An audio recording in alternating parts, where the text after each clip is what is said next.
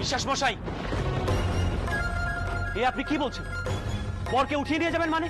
বিয়ের কাজ শুরু হয়েছে, আপনি নিজেই বিয়েতে সম্মতি দিয়েছিলেন। আপনি ভুলে যাবেন না, সমাজে আমার একটা মান সম্মান আছে। মান সম্মান আপনার?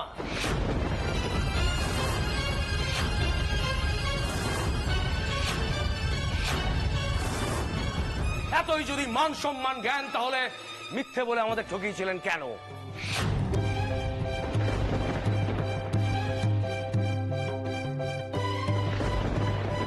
মেয়ের মায়ের জাত লুকিয়েছিলেন কেন?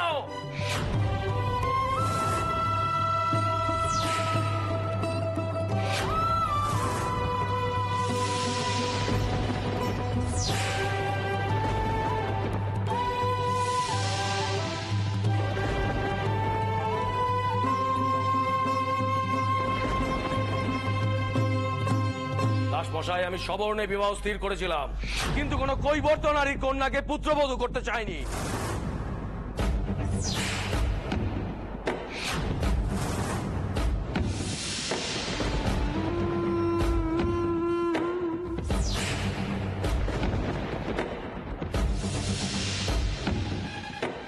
এ কাজ করলে আমি সমাজে পতিত হব। চলো প্রাণকৃষ্ণ, চলো। আপনার এত বড় স্পর্ধা কি করে হয়? এত লোকের সামনে আমার স্ত্রীকে অপমান করার অধিকার কে দিয়েছে আপনাকে?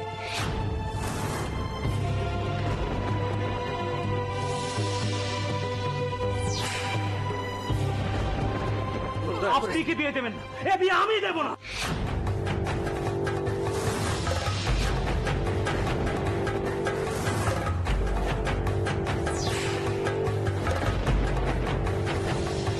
এসব তুমি কি কইছো?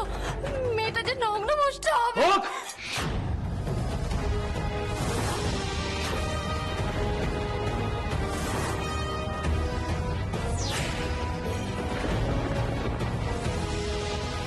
হোক লগ্ন ভ্রষ্টা।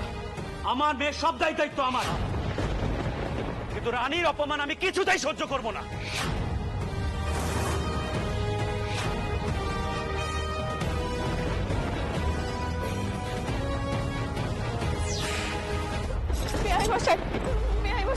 এমন অবিচার আপনি করবেন না। দোহাই আপনার, এমন অবিচার করবেন না। আপনি যা শুনেছেন তা সত্যি নয়। আমরা কাউকে ঠকাইনি।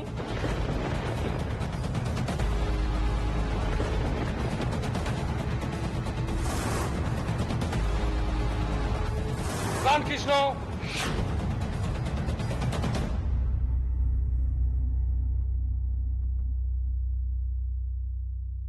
তুমি এখনো দাঁড়িয়ে আছো কেন?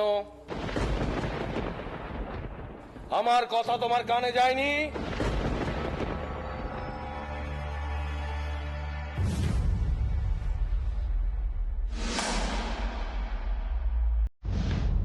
আমায় ক্ষমা করবেন, এই বিবাহ সম্ভব নয়।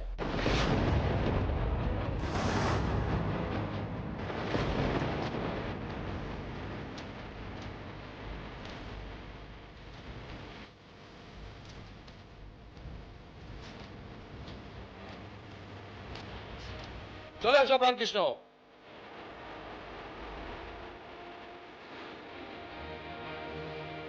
বাবুমশাই, এখন এইভাবে কি করে যাব?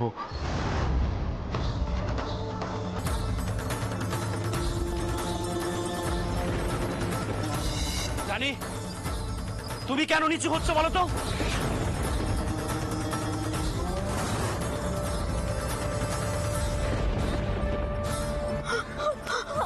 আপনি বুঝতে পারছেন না, আমাদের মেয়েটা সর্বনিচ হয়ে যাবে। মেয়েটা নগ্ন মুষ্ট হবে।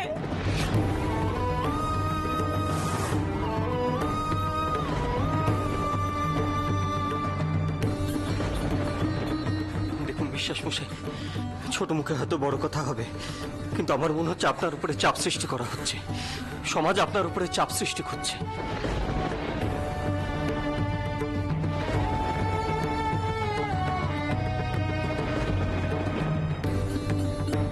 আপনি কিছু চিন্তা করবেন না, আমরা সকলে আপনার পাশে রয়েছে। আপনি বিশ্বাস করুন, সকলে আপনার পাশে রয়েছে। বেশি পাকা পাকা কথা বলো না ওহে চোকরা, বেশি দেবম হচ্ছে না।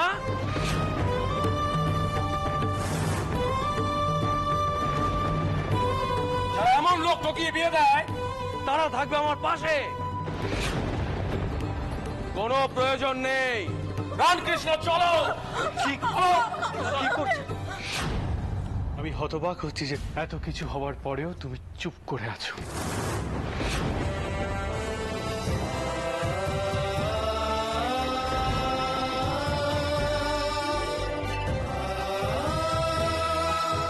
জোর দিয়ে বলতে পারছো না যে এই বিয়ে তুমি করবেই?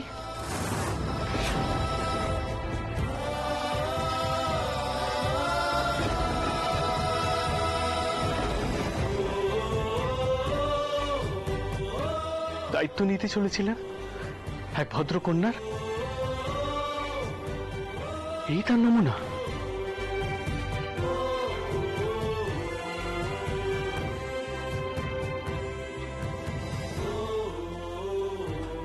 বাবা মশাই, আমি এতক্ষণ চুপ করেছিলাম, ভেবেছিলুম দাদাই এর প্রতিবাদ করবে, কিন্তু দাদা যখন কিছু বলছে না তখন আমাকেই বলতে হচ্ছে।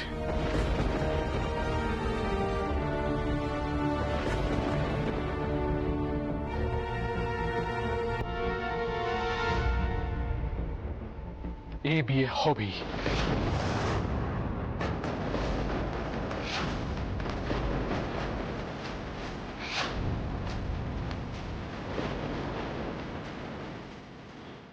এক মহিলাকে আপনি এভাবে অপমান করতে পারেন না।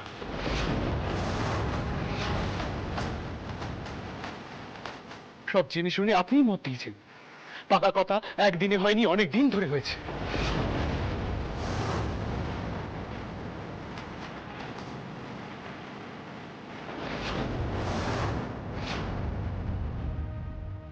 খোঁজ খবর নেবার হলে আপনি আগেই নিতে পারতেন, এখন আর আপনি তা করতে পারেন না।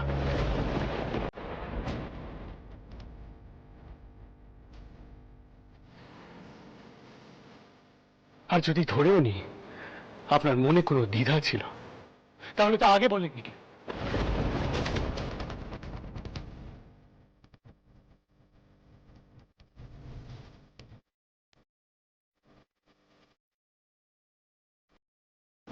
মথুর, তোমার স্পর্ধার মাত্রা তুমি কিন্তু ছাড়িয়ে যাচ্ছ। থামো তুমি। না বাবু মশাই, আমাকে বলতেই হবে।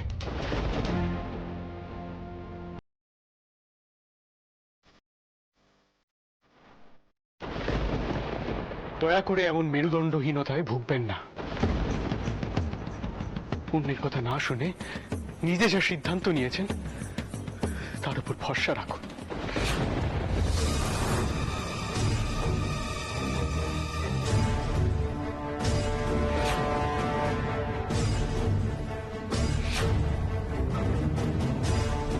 সমাজচ্যুত হওয়ার ভয় করছেন? এই মেয়েটার কথা একবারও ভাবলেন না?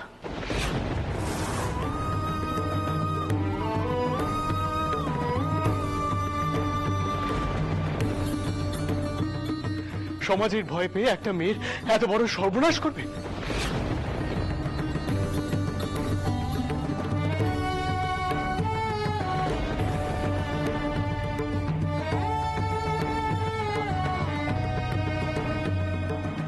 এই পাপ ধর্মে সইবে তো?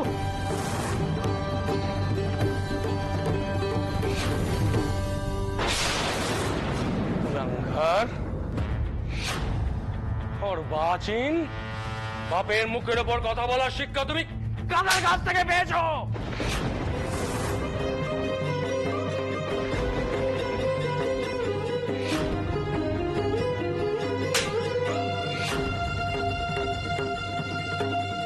বড় বার বেড়েছো না?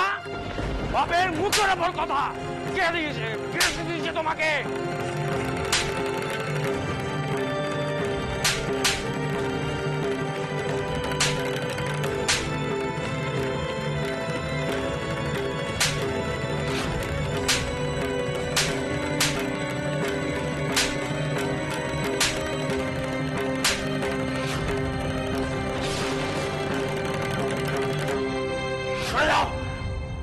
মধুর, তুমি ক্ষমা চাও। তুমি এখনই ক্ষমা চাও বাপের কাছে।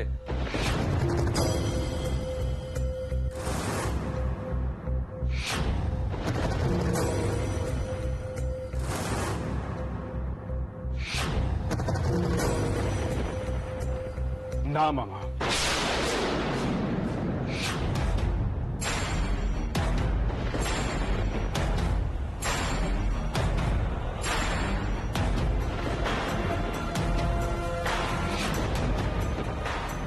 আমি কখনো অন্যায়ের সঙ্গে আপোষ করিনি।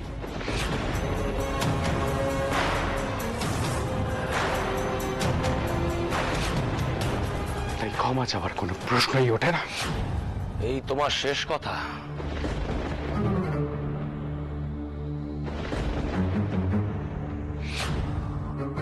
তাহলে আমি তোমায় আজ থেকে ত্যায্য করলাম।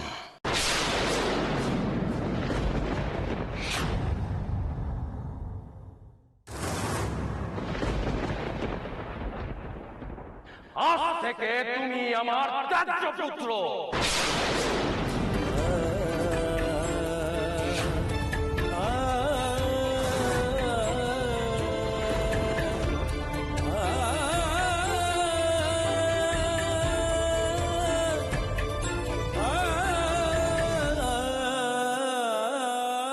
মধুর কি করছো? মধুর ক্ষমা চাও। তোমার মুখে কোনো কথাই সাজে না দাদা।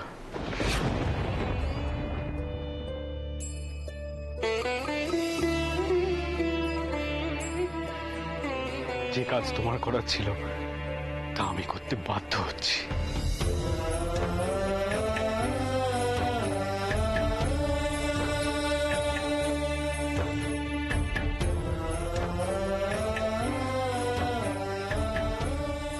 কৃষ্ণ, তুমিও কি মথুরের মতন বাপের বিরুদ্ধে গিয়ে কথা বলবে? বলো আমাকে, বলো আমাকে, এখনই বলো, তাহলে আমি দুজনকেই ত্যায্য করে ফিরে যাব।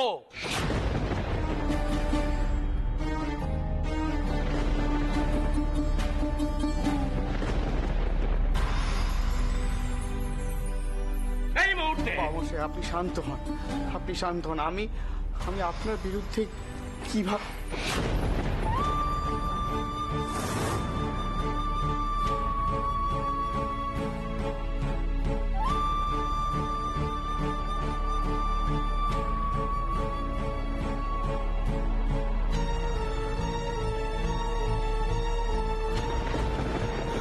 এরকমই তুমি কোথায় তাও? তুমি কোথায়? কি হলো? এটা অসম্ভব, অসম্ভব। তুমি কোথায় রঘুবীর? তুমি কেন নেমে আসছো না টাউন? কেন নেমে আসছো না? শেষে আমার জেদের জন্য আমার মেয়েটা যেমন নষ্ট হয়ে যাবে।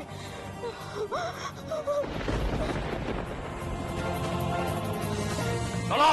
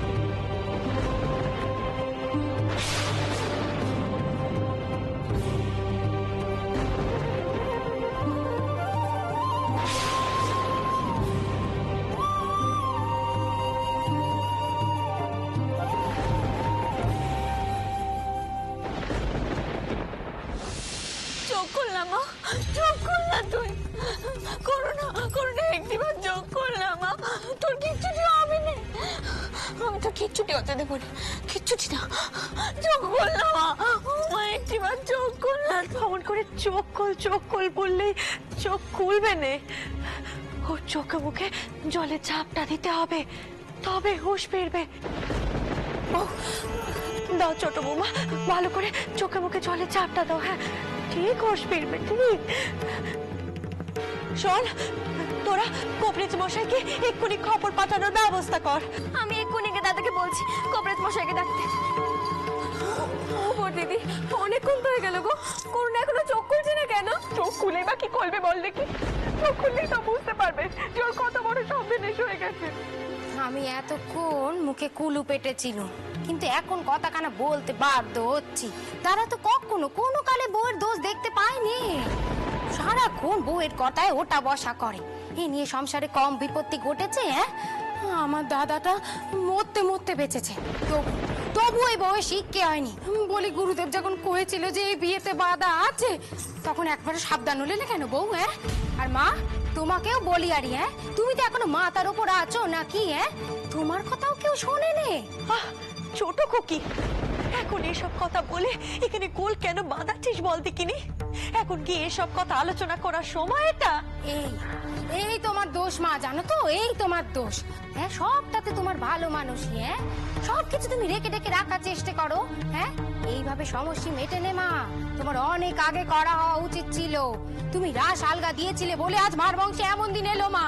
ছোট খুকি, কখন কোথায় কোন কথা কইতে হয় এতকাল সংসার করেও সেটা তুই শিখলি না, দেখতে পাচ্ছি। আমি ন্যায্য কথা বলি তো, তাই আমার কথা কারোর ভালো লাগেনি, আমি জানি। আচ্ছা ঠিক আছে, কবরেজ মশাই এসে না হয় এই মেয়েকে জ্ঞান ফিরিয়ে আনলো, তারপর ওই মেয়ে সারাটা জীবন কাটবে কি করে বলো দেখি? হ্যাঁ, সমাজে সব লোকের মুখ বন্ধ করবে কি করে? নাকি সারাটা জীবন ওই মেয়েটাকে আইবুড়ো বসিয়ে রাখবে বাড়িতে? অমন কথা বলো না তুমি, অমন কথা বলো না কেন বল মা? ছোট পিসিমা তো কিছু ভুল কথা কয়নি। এবার আমার বোনটা কি হবে কত?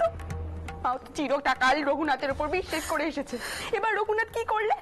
রঘুনাথ কেন আনছে না বর আর বরযাত্রীকে ফিরিয়ে? কেন এই লগ্নে আমার বোনটার বিয়ে হচ্ছে না কত?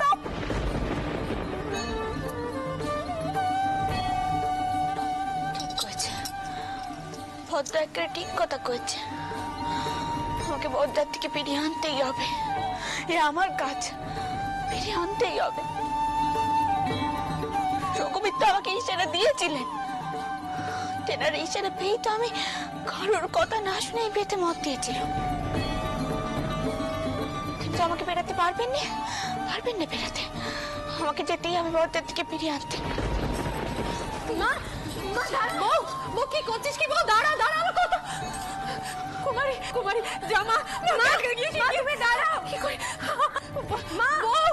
বউ দাঁড়া বউ। তোরা শুধু কু ডাকতে শিখেছিস দেখতে পাচ্ছি। বেপদ একখানা হয়েছে সেটা সকলেই দেখতে পাচ্ছে, কিন্তু সমস্যা যেমন আছে তার সমাধানও তো আছে নাকি? আর সমাধান জানবার জন্য আমি পালকি পাঠিয়েছি গুরুদেবকে এ বাড়িতে আনবার জন্য। কিন্তু তোদের তর সইল না। তোরা এখানে এসে সকলে মিলে গোল বাঁধিয়ে দিলি। আর তোদের কথা শুনে আমার ছোট বৌমা কোথায় ছুটে চলে গেল। আমার আর ভালো লাগে না বাপু, আমার আর কিচ্ছু ভালো লাগে না, কিচ্ছু না। মা তুমি যেও না মা একবারটি শোনো আমার কথা। আমি বাবা মশাইকে কইছি, তিনি যা ভালো বুঝবেন করবেন। মা তুমি যেও না। মা দাঁড়াও, তুমি যেও না মা, একবারটি শোনো। না তোদের বাবা মশাইকে কিচ্ছুটি কইতে হবে না, উনি খুব রাগ করবেন। ওনার মান নষ্ট হয়ে গেছে, উনি আর কারোর কথা শুনবেন না, উনি কারোর কথা শুনবেন না। ওই বাউন আমাদের নামে মিথ্যা অপবাদ দিয়েছে। আমরা তো কৈবর্ত নই, আর যদিও বা হতো তো কি হতো? থামবি, থাম, আর একটাও কথা নয়। চল ঘরে চল। না কোথাও যাবো না, কোথাও না। আর কোন মুখে যাবো বলো তো দিদি, কোন মুখে যাবো?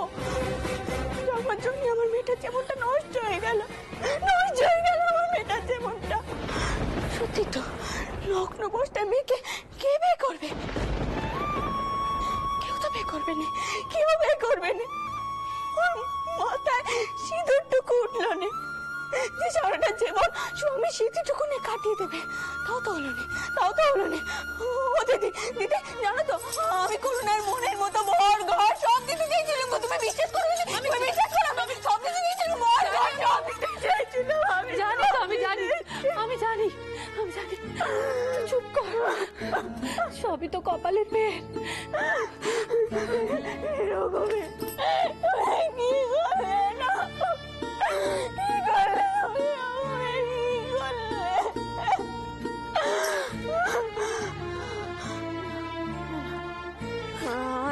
এখানে দাঁড়িয়ে থাকলে চলবে না। আমাকে আমাকে যেতে হবে, বিশেষ আমার বাড়িতে যেতেই হবে, যেতেই হবে, আমাকে যেতেই হবে। আমার নোট না, আমার নোট, সকল ঠিক কথা কয়েছিল, আমার জন্য আজ এইসব হচ্ছে। আমার খুব নোট না, বড় ঘরে মেখে দিয়ে বিয়ে দেওয়ার খুব শখ ছিল, আমার খুব শখ ছিল বড় ঘরে মেখে বিয়ে দেওয়ার, খুব শখ ছিল। আমার নোট সব আমার জন্য হয়েছে, আমার